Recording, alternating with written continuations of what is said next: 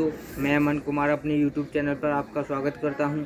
आज मैं आपको पढ़ाऊंगा कूलॉम का नियम, अर्थात दो बिंदु आवेशों के बीच कार्य करने वाला बल, उसके सूत्र को बताऊंगा। तो बिना देरी करते हुए हम आपको बताएंगे कि कूलॉम का नियम किस प्रकार से होता है और उसके लिए क्या फॉर्मूला आता है। तो यदि आपने अभी तक मेरे चैनल को सब्सक्राइब नहीं किया तो चैनल को सब्सक्राइब कर लें तथा बेल आइकन को भी दबा दें। तो चलिए हम चलते हैं वीडियो की ओर।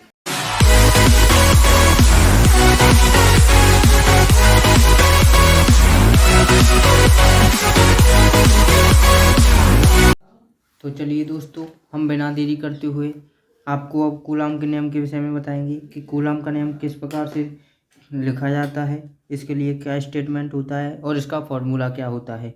तो चलिए हम बताते हैं आपको कूलॉम का नियम। कूलॉम का नियम है लॉ ऑफ कूलॉम।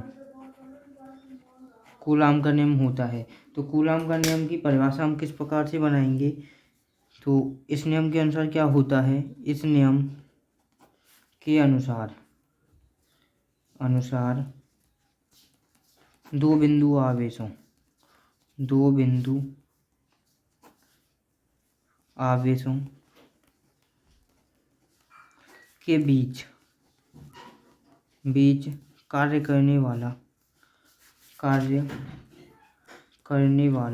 कार्य करने वाला आकर्षण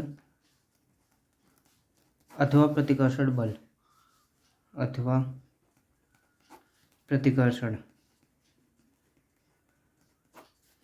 बल तो इस नियम के अनुसार होता है कि किन्हीं दो बिंदु आवेशों के बीच कार्य करने वाला आकर्षण और प्रतिकर्षण। गुरुत्वाकर्षण बल में क्या होता है कि वो केवल आकर्षण बल होता है, और जो वैद्युत बल होता है कूलॉम के अनुसार जो नियम में लगता है वो आकर्षण और प्रतिकर्षण दोनों प्रकार का होता है। तो आकर्षण अथवा प्रतिकर्षण बल उन दोनों आवेशों के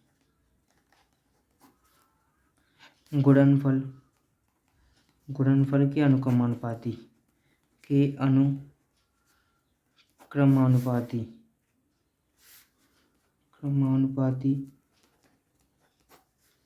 तथा उनके बीच की दूरी के वर्ग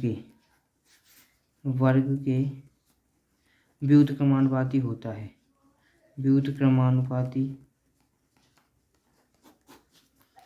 है। तो अब इसका ये तो नियम हो गया। अब हमें ये सिद्ध करके दिखाना है किस प्रकार से इसका सूत्र बनेगा। तो ये कूलॉम के नियम के अनुसार है कि किन्हीं दो बिंदु आवेशों के बीच कार्य करने वाला आकर्षण या प्रतिकर्षण बल, ये बल है। तो बल के लिए हम एफ से दर्शाते हैं बल को, उन दोनों आवेशों के गुणनफल। जैसे हमने कोई Q1 और Q2 आवेश मान लिया, Q1 Q2, इन दोनों के गुणनफल के अनुक्रमानुपाती दे रखा है, समीकरण से फर्स्ट मान लेते हैं। तथा जो बल होता है वो व्युत्क्रमानुपाती होता है इनके बीच की दूरी के वर्ग के r²। ये समीकरण सेकंड हो गया।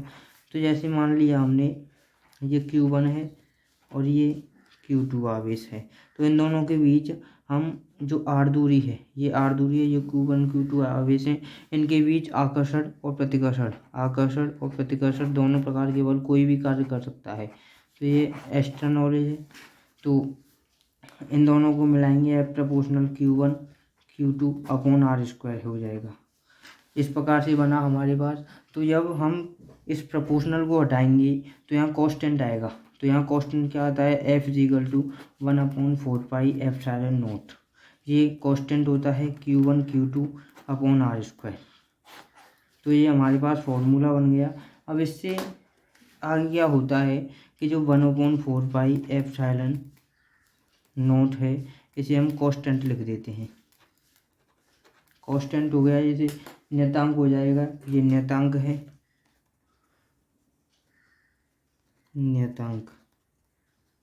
ये नियतांक है, ठीक है। तो ये नियतांक हो गया। तो इसका मान क्या होता है, इसका मान 1/4πε0 का मान फिक्स होता है। जो इसका फिक्स मान होता है वो होता है 9 × 10⁹। ये होता है इसका फिक्स मान 1/4 एप्सिलॉन नॉट का मान होता है 9 × 10⁹ 9। तो इस प्रकार से हम बल का मात्रक न्यूटन होता है, तो इसका मात्रक तो न्यूटन हो जाएगा। ये इसका मुख्य सूत्र हो जाएगा। ये इम्पोर्टेंट है कूलाम का नियम, इस पर आधारित सवाल भी पूछे जाते हैं।